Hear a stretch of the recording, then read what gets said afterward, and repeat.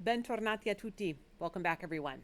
Today we are discussing Il giorno della civetta, The Day of the Owl, directed by Damiano Damiani and released in 1968. Damiani was born on July 23rd, 1922, in Pasiano di Pordenone, a city in northeastern Italy. During his long career, he was a director, writer, screenwriter, and actor. Damiani started his career not in cinema, but rather as a cartoonist. After studying at the Accademia di Brera in Milan, he was a part of a group of comic artists known as the Group of Venice, and together they produced a comic book magazine that featured a crime-fighting masked vigilante, the Asso di Picche, the Ace of Spades. This character's pursuit of justice foreshadows the social and political commentary of Damiani's future work in film and in television. Damiani directed the first season of the long-running Italian serial drama La Piovra, The Octopus.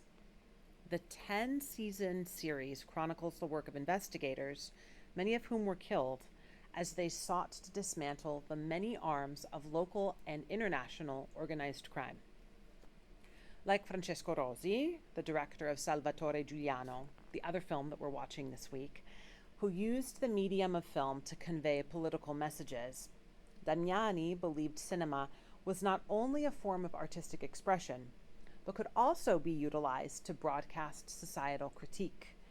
It was a way for him to show how normal it was for people to live with unquestioned violence, how those in power focused on their own interests, and the overall injustice he witnessed in the world around him. The Day of the Owl is based on a book by the same name, written by Leonardo Sciascia and published in 1961. Sciascia, who was born in Sicily, had an expansive career as a writer and a politician, and he dedicated his life to civil engagement. As an author, he focused on exposing political corruption and abuses of power. Following in the tradition of other Sicilian writers, like Luigi Pirandello and Giuseppe di Lampedusa, Sciascia explored the quotidian problems of everyday Sicilians and how they were affected by the island's history. Criticism of the mafia is a foundational aspect of his work.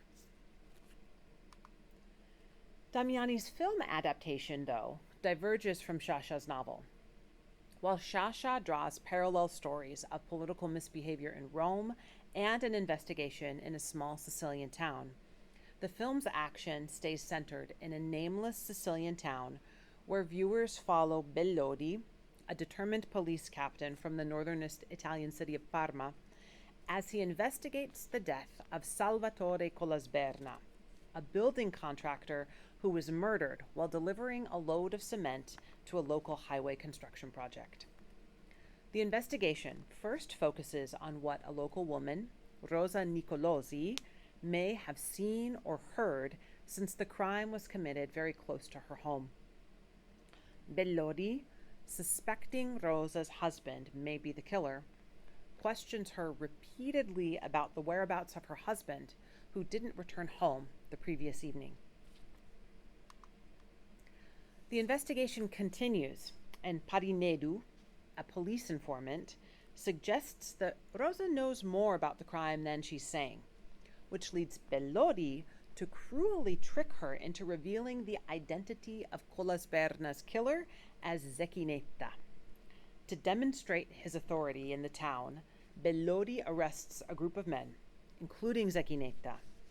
This move wreaks havoc among the mafia elders and leads them to invent a rumor that, in a fit of passion, Nicolosi killed Colasberna after discovering an affair between the building contractor and Rosa.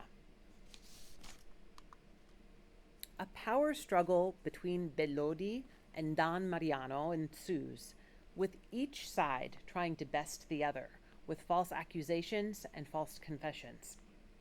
As the film proceeds, the mafia pressure on Rosa grows, and Bellodi understands that it is imperative to locate Nicolosi and end the rumor about his involvement in Colasberna's murder. Later, in a subsequent encounter, Parinedu confides in Belodi that the rifle Zecchinetta used to kill Colasberna is in Don Mariano's home. Belodi and his officers find the weapon and arrest Don Mariano for the deaths of both Colasberna and Nicolosi. In the end, a tip leads Belodi to believe Nicolosi was buried under a newly constructed road. Upon digging up the concrete, Belodi instead finds the body of Parinedu. In the final scene, Don Mariano, set free, basks in triumph from his balcony, whereas Belodi is transferred to another station.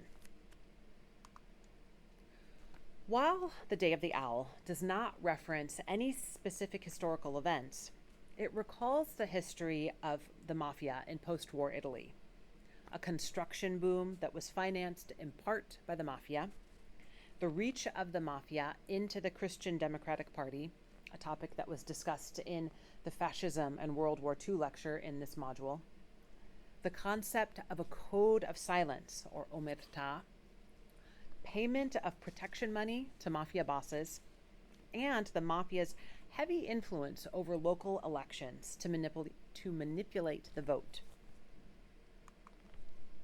The film features a cast of well-known actors.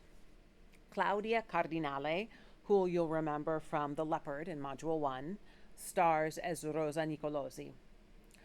Franco Nero, the title character in the popular 1966 spaghetti western Django, plays the role of Captain Belodi, and Lee J. Cobb, another familiar face in western movies, is the mafia boss Don Mariano Arena.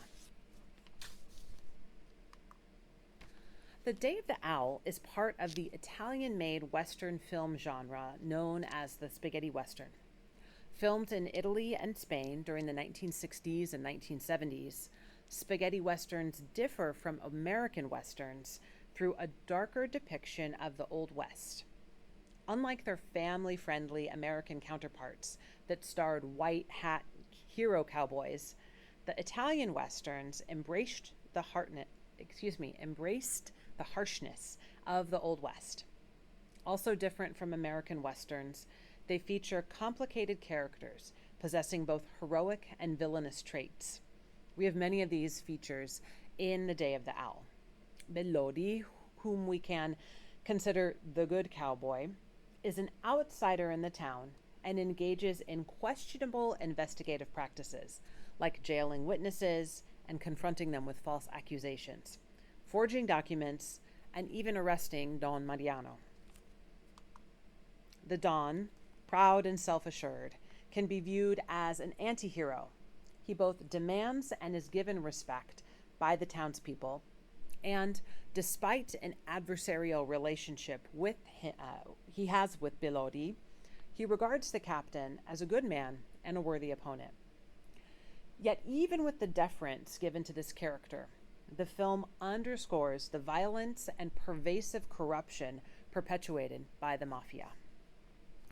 This film was a cinematic blockbuster, supported by an entertaining plot and famous international actors. Italian authorities, though, were unhappy with the film's profanity, criticism of the government's institutions, and a lack of a happy ending, and banned theatergoers under the age of 18 from seeing the movie.